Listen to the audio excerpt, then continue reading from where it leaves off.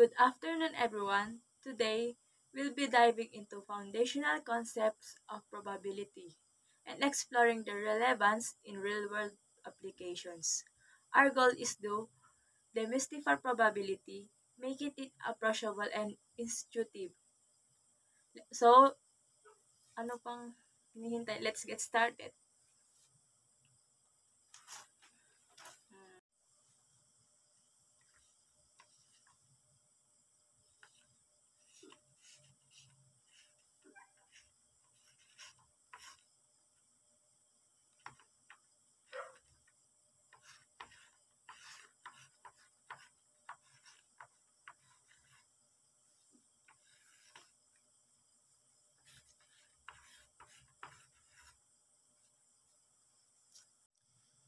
So, this is conditional probability.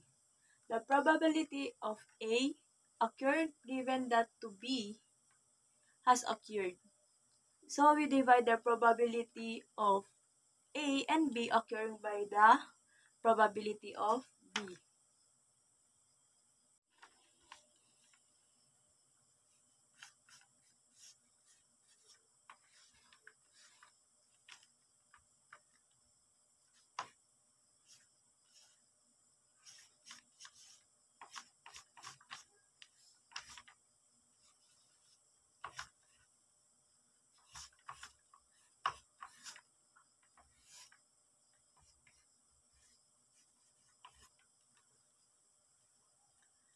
So this one is Bayes' rules. It's also connected to conditioning probability of A given to B to the conditional of B given to A with the individual probabilities of A and B.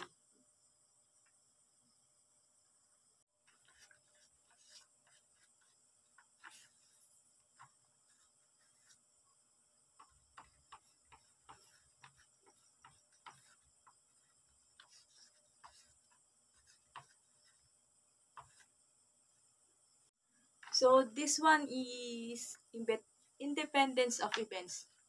The two events is A and B are independent if the probability both occurring together is the product of the individual probabilities, which is ito yun.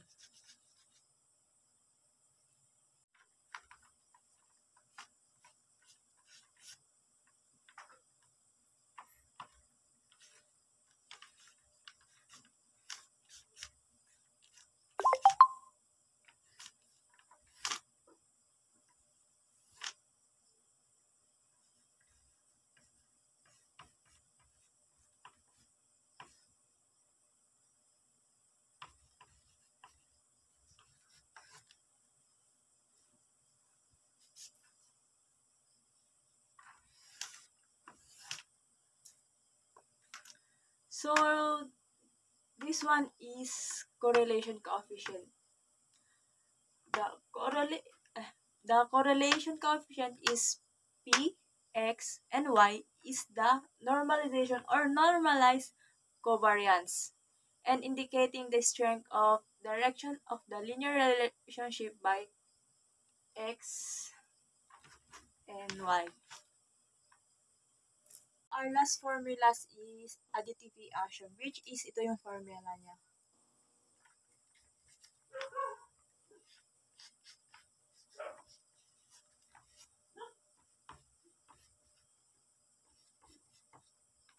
Plus probability. Ito naman is additivity axiom, which is the probability of union of two mutually exclusive events in some of their individual probabilities.